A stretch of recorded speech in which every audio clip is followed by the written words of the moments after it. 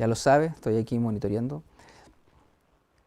La eclesiología es el estudio de la doctrina, de las cosas que enseña la iglesia, de aquello que es la iglesia, qué es la iglesia, para qué sirve, qué es lo que debemos hacer, cuáles son su gobierno, cuál es su propósito en el mundo, cómo debe lidiar contra el pecado. Entonces cada una de aquellas cosas son las que hemos estado viendo todo este tiempo.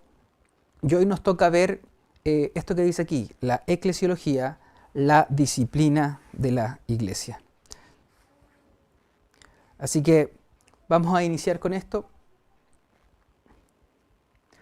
Bueno, veíamos que la iglesia, y lo definíamos así, es una asamblea de creyentes. La palabra iglesia significa asamblea, es un grupo de personas que se reúne. Pero no es cualquier reunión, no es cualquier grupo de personas, sino que son creyentes. ¿Creyentes en quién? En Jesucristo. Es decir, la iglesia por definición es una asamblea de creyentes que se reúne en torno al Dios revelado en Cristo. No es a cualquier Dios, sino que es el Dios que se nos ha dado a conocer por medio de la obra de Jesucristo. Es por eso que el día de hoy, aunque no nos podamos reunir físicamente en algún templo, no tengamos un edificio, no tengamos la sede, no tengamos el salón, cualquier cosa como usted le quiera llamar a la estructura donde usted se reúne, la iglesia permanece, porque la iglesia no son los edificios, la iglesia no es la institución, la iglesia no son las estructuras, sino que la iglesia es el conjunto de creyentes, es esta asamblea de creyentes que se reúne en torno al Dios revelado en Cristo. Ahora, son circunstancias las que nos impide, porque el ideal y a lo que apuntamos y que queremos que el Señor nos bendiga con ello es a poder reunirnos una vez más en nuestras congregaciones, en nuestros lugares donde nos reuníamos, poder abrazarnos, poder adorar, poder cantar al Señor juntamente, poder escuchar la palabra, poder ser edificados mutuamente y poder dar un culto a nuestro Dios, un culto a Él, ¿ya? Y veíamos, por ejemplo, que la misión de la iglesia son 4, estudiábamos. Una de ellas es la evangelización, otra de ellas es la adoración, luego tenemos también el trabajo social o el impacto social que podamos generar. La evangelización está muy clara, cada uno de ustedes sabe que nuestra misión en este mundo es poder compartir el evangelio a otras personas. Y eso como iglesia debemos hacerlo, ¿ya? Predicar el evangelio desde los púlpitos, en la calle, con nuestro testimonio, en las conversaciones que podamos tener con nuestros vecinos, con nuestros amigos, debemos predicar el evangelio. Por eso esa es la función de la iglesia, la evangelización. La segunda veíamos que la adoración. ¿Y qué significa esto? Que estamos llamados a adorar a Dios. Y ciertamente lo hacemos en nuestra vida diaria. La adoración no es solo cantar, no es solamente una oración, sino que en nuestra vida diaria son actos que nosotros rendimos delante del Señor. Nuestro verdadero culto es cuando entregamos toda nuestra vida entera. Esa es la adoración, pero también hay momentos de adoración que por el momento, que por las circunstancias dadas no lo hemos podido tener, que es la adoración colectiva, comunitaria, que es cuando nos reunimos y todos juntos adoramos al Señor. Y el tercer punto es el trabajo social. Yo los di vuelta porque después vamos a ver otra función de la iglesia. Es el trabajo social en el sentido de que creemos que la iglesia está llamada a amar a Dios por sobre todas las cosas y a consecuencia de eso amar al prójimo. Primeramente a nuestros hermanos en la congregación, en lo cual también desarrollamos una labor social, por ejemplo, la mercadería que se entrega, la ayuda que le podamos dar a los hermanos en distintas maneras, pero también esto nos lleva por extensión a una ayuda social a la comunidad donde estamos, porque somos llamados a amar al prójimo. Y no solamente a aquellos que son creyentes, sino que somos llamados a amar a los incrédulos e inclusive a amar a nuestros enemigos. Y la última que la dejé para el final es la edificación. La iglesia, el cuerpo de creyentes, la asamblea de creyentes reunidos en torno al Dios revelado en Cristo, está reunida para edificarse mutuamente. Dios ha entregado dones, ha entregado talentos a su iglesia para que como un cuerpo, como una familia, podamos unos a otros edificarnos, ¿ya? Entonces, la edificación es sumamente importante para el tema que vamos a ver hoy. Porque ¿qué significa finalmente que nos edifiquemos? Y esta es la parte 7 de nuestro estudio de la eclesiología y lleva por título La disciplina en la iglesia. La palabra disciplina puede sonar muy dura, porque en el día de hoy hablar de disciplina da un poco de alergia, es decir, voy a disciplinar a mi hijo, pero para el Señor la disciplina es un acto de amor. Es por eso que tenemos ese famoso texto que dice que el Señor al que ama disciplina, ¿ya? La indiferencia o que el Señor pase y mire por encima y no se preocupe de la creación o de sus hijos, es algo que no está en los atributos divinos, no está en su naturaleza, sino que Dios se preocupa por sus hijos. Si yo a mi hijo me despreocupara de él y lo dejara hacer lo que fuera y no lo guiara, no lo orientara, no lo corrigiera, no lo disciplinara, en realidad lo que estoy mostrando es mi falta de afecto y mi falta de amor hacia él. ¿Ya? La preocupación denota el cuidado, el amor, el cariño y también la disciplina. Y esto es lo que veíamos en la última clase. En la actualidad muchos dicen creer en Jesús, pero no en la iglesia. ¿Ha escuchado usted eso? Dicen, no, yo creo en Jesús, pero no creo en la iglesia. Porque en la iglesia hay gente hipócrita, en la iglesia me han dañado, en la iglesia hacen lo que quieren, no se preocupan por el otro. Pero ya vemos que la iglesia no está llamada a eso, sino que está llamada a reflejar el carácter de Cristo. Es decir, una iglesia debe reflejar a Cristo. Es decir, uno de los dos está cometiendo el error. O esa persona que dice creer en Jesús y no en la iglesia, en realidad está creyendo en un Jesús a su propia manera, o la iglesia no está representando correctamente a Jesús. Entonces esas personas sostienen que no es necesario ser parte de una congregación para seguir a Cristo. Dicen, mira, yo en mi casa lo puedo hacer, yo no necesito juntarme a orar, yo no necesito estudiar con otras personas, no necesito adorar colectivamente, pero la verdad es que Jesús murió por la iglesia. Él ha venido a entregar su vida por un pueblo. Él ha venido a entregarse por su amada, por la iglesia.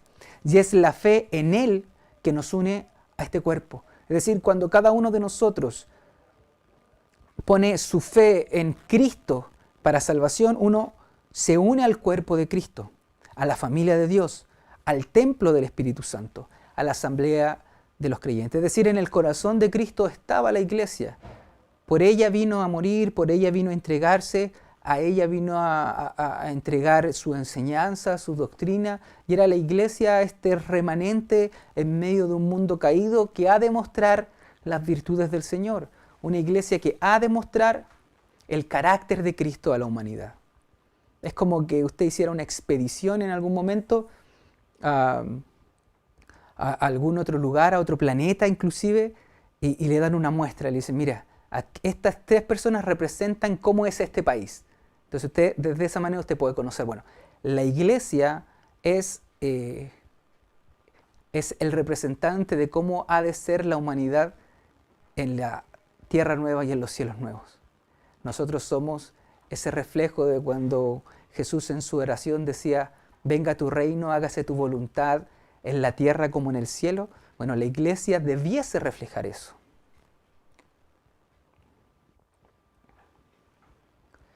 Primera de Pedro 2.9 dice, más vosotros, hablando de quién, de los creyentes, sois linaje escogido, real sacerdocio, nación santa, pueblo adquirido por Dios para que anunciéis las virtudes de aquel que os llamó de las tinieblas a su luz admirable. Este es un texto bien conocido, inclusive hay canciones respecto a este texto, pero que describe más o menos a qué hemos sido nosotros llamados. Dice, ustedes son un linaje escogido, ustedes son un sacerdocio real, un sacerdocio de un linaje real. Ustedes son, y aquí me quiero detener, una nación santa. Cuando hablamos de nación no hablamos de una sola persona, sino que hablamos de un grupo de personas. Entonces eso es la iglesia, un grupo de personas, un colectivo. Pero sobre todo dice aquí que es una nación santa. Y es bien interesante porque la crítica inicial con la que partimos de este estudio dice, yo creo en Jesús, pero no creo en la iglesia. ¿Por qué? Porque la iglesia es corrupta, porque la iglesia no refleja el carácter de Cristo, porque la iglesia son hipócritas. Entonces aquí la pregunta es, ¿estamos siendo una nación santa? Y probablemente usted se imagine inmediatamente que ser una nación santa significa una nación moralmente correcta. Y usted se evalúa y dice, mira, yo he mentido, yo he robado, yo soy hipócrita, yo he murmurado, etcétera, muchas cosas. Entonces dice, yo no califico. Pero la santidad significa que Dios nos ha apartado para sí. Ha dicho, de todo este grupo, de todo esto que está aquí, corrupto, depravado, rebelde, y todos los adjetivos que se utilizan en la Biblia para hablar de aquellos que no han nacido de nuevo, voy a tomar a un grupo de personas, los voy a hacer mi nación escogida, mi nación santa, un pueblo adquirido para posesión de Dios, un pueblo que es de Dios. ¿Y para qué? Para que este pueblo anuncie mis virtudes. Es decir, para que este pueblo diga cómo soy yo y también refleje el carácter de Dios, el carácter de Jesucristo. Entonces, por eso yo le decía, puede haber de repente ahí un problema, un ruido entre Jesús y la iglesia, porque quizás muchas veces no hemos reflejado el carácter de Jesús a este mundo. Pero la pregunta vuelve una vez más, entonces, ¿cómo es que podemos decir que somos una nación santa si en realidad no hemos dejado de pecar? Y ese es el meollo del estudio que vamos a ver el día de hoy. Somos una nación santa delante de los ojos de Dios, pero aún vivimos en una tensión constante entre esa santidad que anuncia las virtudes del Creador, que anuncia las virtudes del Dios que se ha mostrado y se ha dado a conocer a través de Cristo, y nuestra propia debilidad y nuestra pecaminosidad. Entonces, ¿cómo una comunidad de santos puede lidiar con el pecado? Entonces, ¿cuál es la importancia de la comunidad cristiana en la vida del creyente? ¿Se ha preguntado esto? ¿Es usted de aquellos o aquellas personas que está a diario luchando con el pecado? ¿Qué pecado tiene usted? ¿Cuál es aquello que usted está luchando día a día por mortificar? ¿Qué es aquello de lo cual usted debe arrepentirse porque está haciendo las cosas mal? Y usted sabía que para poder lidiar con el pecado y para poder mortificarlo en esta tensión que tenemos entre ser santos y pecadores, necesitamos a la iglesia. La Biblia dice que la iglesia está ahí para edificarnos mutuamente. Y esto no solamente significa que vamos a estar ahí para aplaudir al que haga alguna cosa bien, sino que también significa que vamos a levantar a aquel que cae, aquel que necesita de nuestra ayuda, aquel que se ha descarrilado, aquel que ha pecado, aquel que ha caído en un pecado notorio a los ojos públicos, porque ciertamente hay muchos pecados que uno puede cometer, pero que quedan en la esfera privada y no lo sabemos. No es lo mismo a lo mejor un pecado, una mentira que usted puede decir y que nadie lo pille, pero el Señor la conoce, a que usted caiga en adulterio y toda su familia se destruya.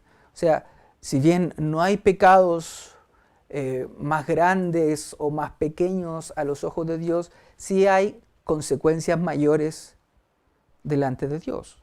Si yo voy y me enojo ahí, yo sé que está el hermano Enrique viendo, con el hermano Enrique y le escupo en la cara, es un pecado ciertamente y estoy haciendo mucho daño al hermano Enrique.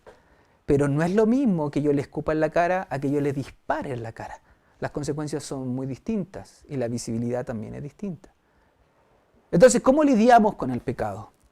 Ciertamente el Señor y el Espíritu Santo nos ayuda, pero ¿usted sabía que el Señor y el Espíritu Santo nos ayuda a través de la iglesia?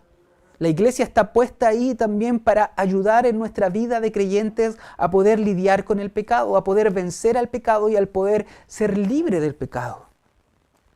Es por eso que la iglesia ora, es por eso que la iglesia intercede y es por eso que la iglesia también llama al arrepentimiento. Es por eso que también las predicaciones, Dios habla por medio del predicador y nos dice que debemos arrepentir, que debemos cambiar una conducta, que debemos transformar en otro lado, y a través de la palabra el Espíritu Santo comienza a obrar en nuestro corazón y nos transforma. Entonces, ¿de qué manera podemos hacerlo? Mateo 18:6 dice, y cualquiera que haga tropezar a alguno de estos pequeñitos que cree en mí, mejor le fuera que se colgase al cuello una piedra de molino de asno y que se le hundiese en lo profundo del mar. Duras palabras, y de esto ya hemos hablado, hermanos. Sé que hemos hablado, pero no está mal volver a recordarlo. Cristo se identifica con los pequeñitos, se identifica con los humildes y se identifica con los débiles. Y nuestro pecado muchas veces afecta a los pequeñitos, afecta a los débiles. ¿Qué cree usted que pasaría si yo cometo un pecado tal que voy a destruir a mi familia? ¿Quién es uno de los afectados? Ciertamente va a ser mi esposa afectada, pero también Maximiliano. De lo mismo, en la familia de la iglesia, muchas conductas que nosotros podamos hacer van a afectar a nuevos creyentes, van a afectar a los pequeñitos y van a hacer que esas personas incluso puedan extraviarse y desviarse. El día viernes veíamos con los varones respecto a un acontecimiento que ocurría en la iglesia de Corinto, donde algunos comían de los sacrificados a los ídolos. Y Pablo les dice, mira, comer de los sacrificados a los ídolos no es pecado. Pero puede ser que para los más pequeños, que para los más débiles, aquello sí sea pecado y atente contra su conciencia. Y tú en tu legítimo derecho y en tu libertad hagas que ese pequeñito tropiece y se desvíe del camino.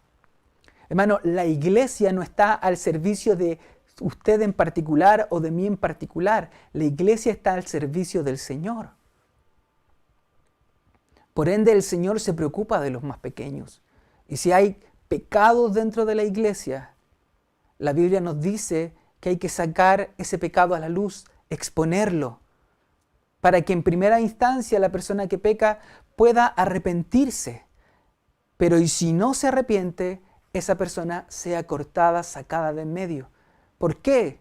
¿Acaso Dios no se preocupa de ese pecador? Ciertamente lo hace, pero también Dios se preocupa de la comunidad, se preocupa de los creyentes en general, de los pequeñitos, porque muchas veces es probable que un pecado nuestro pueda generar que mucha gente se pierda. Por eso dice, y cualquiera que haga tropezar a alguno de estos pequeños que cree en mí, mejor le fuera que se colgase al cuello una piedra de molino de asno, una piedra gigante, y se hundiese en lo profundo del mar. Qué duras las palabras de Jesús. ¿No nos parecería que Jesús pudiese hacer eso? Pero es eso lo que está diciendo aquí Mateo 18:6. Entonces debemos comprender que la iglesia también tiene el propósito de edificarnos a través de la disciplina. Y como les dije al principio, puede que la palabra disciplina suene muy fea al día de hoy. Sea muy dura la palabra disciplina. Pero la verdad es que así Dios nos va transformando e equipando y restaurando y transformando para que podamos ser el reflejo de Cristo a esta humanidad caída. Y para esto necesitamos de la ayuda de la iglesia, de la ayuda de los pastores, de los líderes, de los maestros, para la ayuda de hermanos que tengan más sabiduría, de ancianos, para la ayuda de los padres, ayuda de los hijos. Necesitamos edificarlos mutuamente porque el propósito de Dios es que nosotros seamos como Cristo. Y para aquello debemos crecer en santidad, debemos crecer a la imagen de nuestro Señor Jesucristo y desechar todo aquello de la vida pasada. Todo aquello que nos llevaba al pecado, aquello que nos llevaba a los vicios, que nos llevaba a las cosas que a Dios no le agradan. Es por eso que la iglesia, como cuerpo de Cristo, está llamada a que nos edifiquemos mutuamente. Usted está ahí para edificarme a mí, y yo estoy en la iglesia para edificarlo a usted, y usted está para edificar a otros hermanos. Y así como en la ilustración de Pablo de que la iglesia es el cuerpo de Cristo y tomando un refrán casi chileno, una mano lava la otra mano, necesitamos el uno del otro. Por tanto, si tu hermano peca contra ti, ve y repréndele, estando tú y él solos. Si te oyere, has ganado a un hermano, mas si no te oyere, toma aún contigo a uno o dos, para que en boca de 2 o 3 testigos conste toda palabra. Si no los oyere a ellos, dilo a la iglesia. Y si no oyera a la iglesia, tenle por gentil y publicano. ¿Quién está hablando aquí? Aquí está hablando Jesús. Y este es uno de los textos donde Jesús habla de la iglesia. O sea, Jesús, según el Evangelio de Mateo, tiene en su mente a la iglesia como una organización, como un grupo de personas que va a poder ayudarnos en los conflictos con el pecado. Y el Señor Jesús da un esquema que debemos seguir para poder resolver estos conflictos con el pecado. Y es importante que entendamos esto, que estos no son pasos establecidos por el Mateo, que no son pasos establecidos por el pastor, que no son pasos establecidos por la denominación o por una institución, sino que son pasos establecidos por Jesús. O sea, no es una opinión, no es que Jesús diga, háganlo así, pero si tienen una mejor idea, háganlo de otra manera. No, esta es la manera en que Jesús lo enseña. Por lo cual, si estamos saltándonos alguno de estos pasos o no queremos obedecer alguno de estos pasos, lo que estamos haciendo es desobedecer a Jesús mismo. Por eso es que es tan importante en este tema de la eclesiología hablar de la disciplina. Ahora, ¿a quién vamos a restaurar? ¿A quién vamos a disciplinar? Como veíamos en la última clase, a los miembros de la iglesia. La autoridad de la iglesia local reside en la iglesia local. No somos quienes para... El mismo Pablo, leíamos una cita de la otra vez, decía que a los de afuera los ha de juzgar el Señor. Juzguen ustedes a los de adentro. Es decir, nosotros estamos llamados a edificarnos entre nosotros como iglesia local. Estos no son pasos establecidos para que usted vaya y trate de arreglar un problema con su vecino. Lo puede tomar como un modo de realizarlo, pero la verdad es que esto está centrado en la iglesia, en aquellos que han nacido de nuevo, que tienen al Espíritu Santo, que van a reconocer la autoridad de la iglesia. Y esto es sumamente importante cuando usted se hace miembro de una congregación. Por ejemplo, usted es miembro de la Iglesia Fuente de Restauración, usted está diciendo, yo me someto a la iglesia, yo estoy aquí porque quiero ser parte de esta comunidad, edificar a esta comunidad, edificar a esta congregación, pero también estoy aquí para que otras personas me corrijan, para que otras personas me exhorten, para que otras personas me ayuden a vencer el pecado. Para eso estamos. ¿Ya? Es una responsabilidad compartida la que tenemos. Hay casos de personas donde hay muchas iglesias que, bueno, si me llamaron la atención de un pecado en esta congregación, voy y me cambio y me voy a otra, y aquí en otra me llamaron la atención por este otro pecado, voy y me cambio y me voy a otra. Espero que esa no sea la realidad de la Iglesia Fuente de Restauración. Estamos aquí, hermanos, para poder edificarnos mutuamente, para que otro hermano pueda corregirme en aquello que a lo mejor yo no estoy viendo, y para yo poder también animar a otro en aquello que no estoy viendo. Todo esto enmarcado en el amor, enmarcado en el perdón, enmarcado en la actitud que Cristo tendría. Entonces, ¿cuáles son los pasos establecidos por Jesús?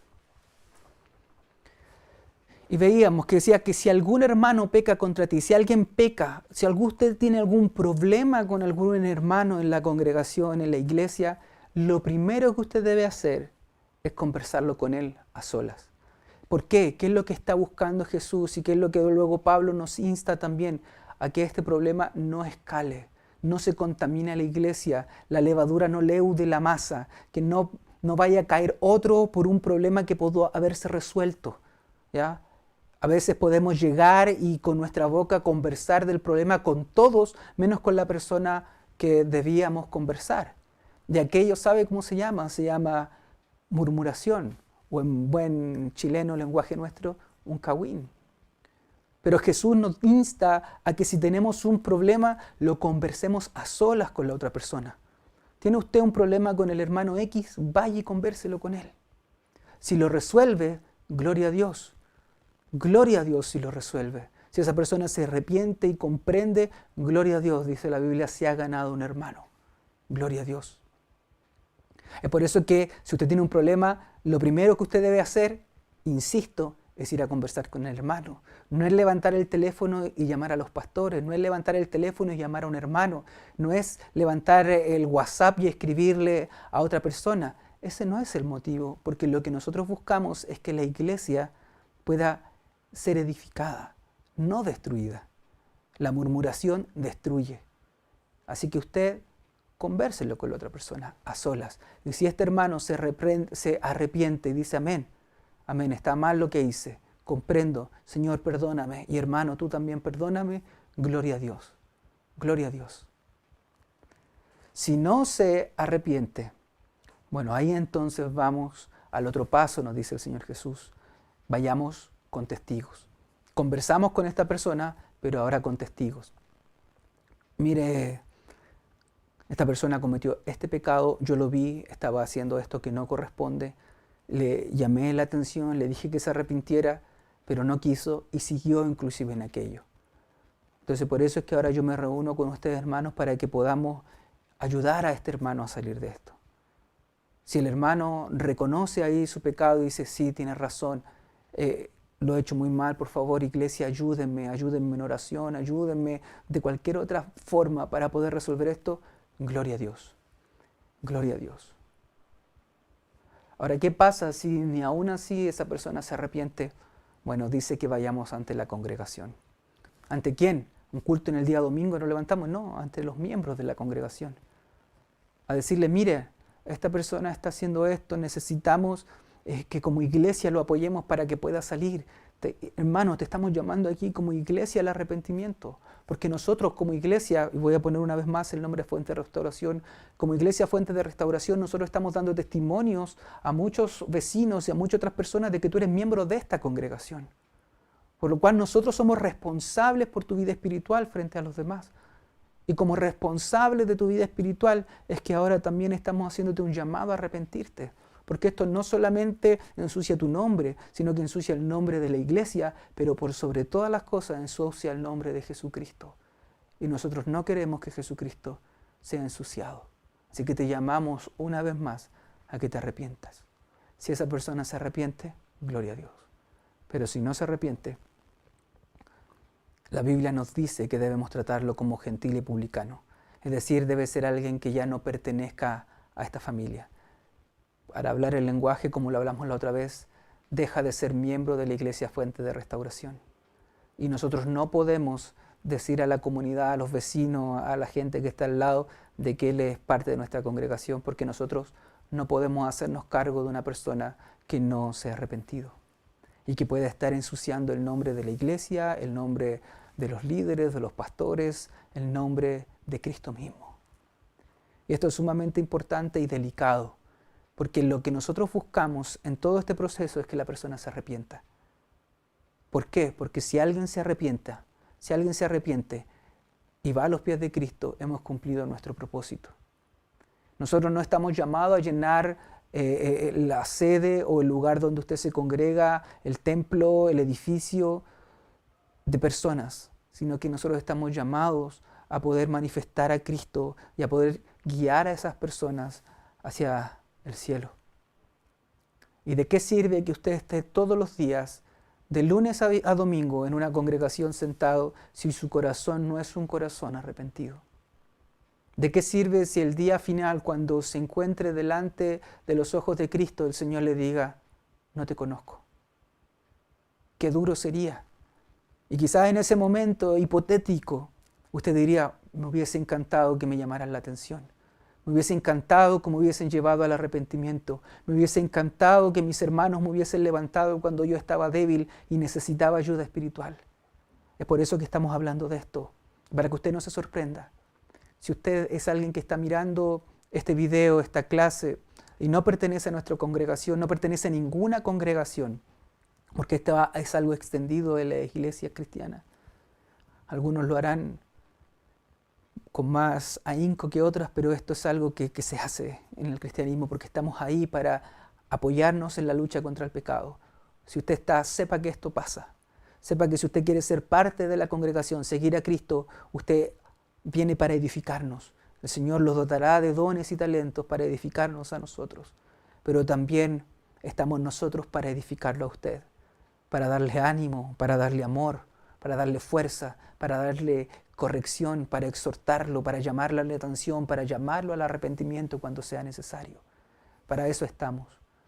No queremos que nadie se pierda. Queremos llegar al final de la meta y decir, he peleado la buena batalla.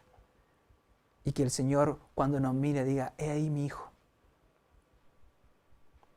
¿Quiere usted eso? ¿O quiere que el Señor le diga, no lo conozco, hacedor de maldad? Mateo 18, 21 y 22 dice, entonces se le acercó Pedro y le dijo, Señor, ¿cuántas veces perdonaré a mi hermano que peque contra mí? ¿Hasta 7?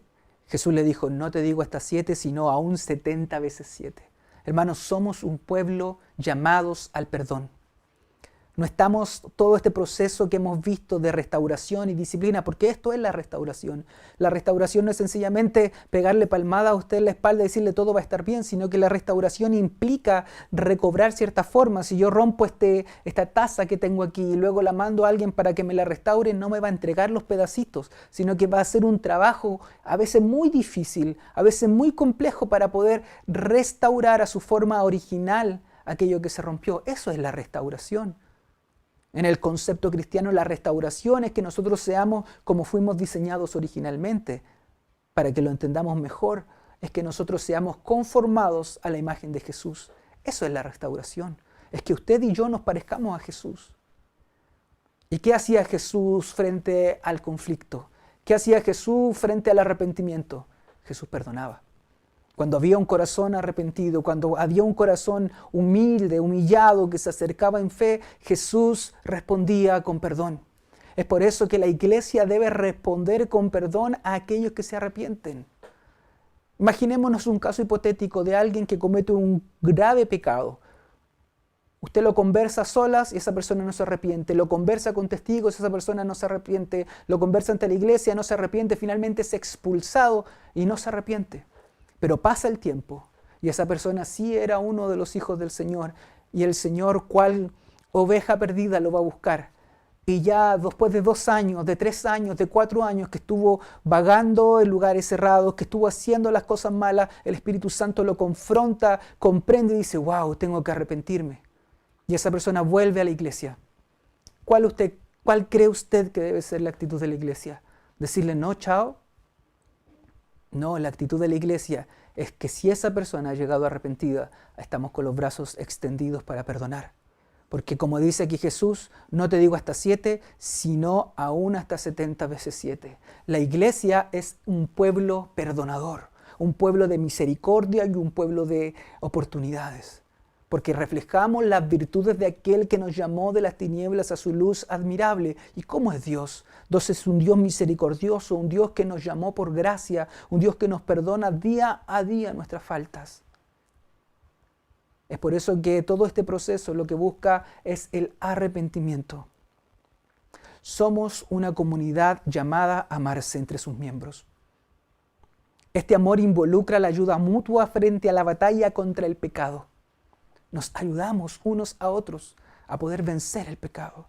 Nos necesitamos unos a otros y debemos estar dispuestos a pedir perdón y a perdonar. Porque somos un pueblo arrepentido. Reconocemos que nosotros hemos fallado. Reconocemos que nosotros hemos hecho lo malo delante de Dios, pero Dios nos ha perdonado. Es por eso que también nosotros perdonamos. Fuimos perdonados y ahora somos perdonadores. Entonces eso es lo que estábamos viendo, hermano. Y con eso quiero terminar. La disciplina es parte de la labor que debe hacer la iglesia. Usted no solamente va de espectador. Quizá con estos videos es mucho más fácil porque uno no se involucra. Uno prende la televisión, prende el celular, no sé cómo estará usted, no sé si estará sentado viendo esta clase o a lo mejor tiene los audífonos puestos o a lo mejor dejó el celular mientras está navegando en internet, mientras está jugando en su consola o mientras está viendo televisión. No lo sé, hermano, solamente Dios lo sabe. Pero el involucrarse activamente como miembro de una congregación implica todo esto que hemos visto: evangelizar, adorar, edificarnos mutuamente, amarnos, perdonarnos, exhortarnos, animarnos. La iglesia del Señor debe crecer en esa manera de reflejar a Cristo al mundo, para que cuando alguien diga, yo no creo en la iglesia, pero sí creo en Jesús, podamos decir, esta persona en realidad cree en un falso Jesús, porque nosotros como iglesia estamos reflejando a Cristo. ¿Estamos reflejándolo? ¿Está usted reflejando a Cristo en cada lugar donde usted se mueva, con sus amigos, con su familia? Si no lo está haciendo, pídale al Señor que el Espíritu Santo lo guíe. Y también hable en la congregación. Si usted tiene algún problema, alguna lucha, si usted necesita que oren por usted, si usted necesita una ayuda puntual por algo, pídalo a la iglesia. Para eso estamos también, para apoyarnos mutuamente, para amarnos con ese amor sacrificial con que Cristo nos amó. Y con eso me gustaría terminar. Hay muchos comentarios, pero ahí usted ya los ha podido leer. Que Dios bendiga a cada uno de los hermanos que están ahí, aquellos que conozco como aquellos que no conozco, a las visitas. Y déjeme terminar con una oración para que pueda usted descansar luego de todos los conflictos que tuvimos con la emisión. Déjeme terminar. Padre, en el nombre de nuestro Señor Jesús, tú que nos has llamado inmerecidamente, solo por gracia estamos delante de ti. Éramos rebeldes, pecadores, enemigos tuyos, muertos en nuestros delitos y pecados. Pero tú, por medio de tu Espíritu Santo, infundiste vida en nuestros corazones. Caímos rendidos delante de los pies de Cristo y nos levantamos como unas nuevas criaturas. Unas nuevas criaturas que viven una tensión, Señor. Delante de tus ojos, por medio de Cristo, somos justificados, su justicia nos ha sido imputada y somos mirados, Señor, como tú miras a Cristo. Pero nosotros aún lidiamos con el pecado, con este pecado que mora en nuestros miembros. Pero te pedimos ayuda, Señor, porque queremos crecer en este proceso de santificación. Queremos, Señor, no seguir con los mismos pecados de hace 10 años, sino que poder ir creciendo. Y confiamos, Señor, en que tú nos harás crecer, en que tú, que comenzaste la buena obra en cada uno de nosotros, la perfeccionará hasta el día glorioso en que nuestro Señor retorne. Padre, si hay pecados que tengamos por los cuales arrepentirnos, Señor, que tu Espíritu Santo nos lleve al arrepentimiento. Si hay cosas, Señor, que hacemos en lo oculto y que nadie más conoce, pero tú sí las conoces, te pedimos, Señor, que tu Espíritu Santo las exponga. Aunque suene duro, aunque suene fuerte, Señor, saca a la luz, Señor. Porque queremos, Señor, agradarte a ti. Ayúdanos a que nuestro carácter como iglesia, como colectivo, como congregación y también de manera individual se asemeje a Jesucristo. Son tiempos complejos, son tiempos difíciles, Señor, pero sabemos que en tu mano, Señor, tenemos esperanza. Dice la Escritura que tú estarás con nosotros. Dice la Biblia que tú no nos abandonas. Creemos que tú eres un Dios soberano, que tú eres un Dios poderoso, un Dios que ha derrotado la muerte y el pecado. Y es por eso, Señor, que confiamos que tú terminarás la obra en nosotros y que llegará el día glorioso en que el pecado ya no morará en nosotros y podamos deleitarnos solo en ti, Padre. Gracias, Señor, te damos. Gracias te damos, Señor, por los hermanos y hermanas que estuvieron viendo esto, por las visitas que nos acompañan o que estarán viéndolos. Te pido que tú los bendigas desde ya, que los ayudes, Señor, y que puedan acercarse y correr a los pies de Cristo. Estamos en tiempos de incertidumbre, donde a veces estamos como siendo empujados por las olas, llevando de un lugar a otro, Padre. Pero si ponemos nuestros pies firmes en Cristo, nada nos moverá. Yo hoy te pido, Dios, Padre, por medio de Jesucristo, que tú pongas nuestros pies firmes sobre la roca que es Jesús. Gracias, Señor. Gracias, Señor. Porque todo esto lo haces por tu puro amor hacia nosotros. En el nombre de Jesús. Amén. Amén, hermanos. Que el Señor les bendiga. Cualquier cosa, cualquier duda, me escribe.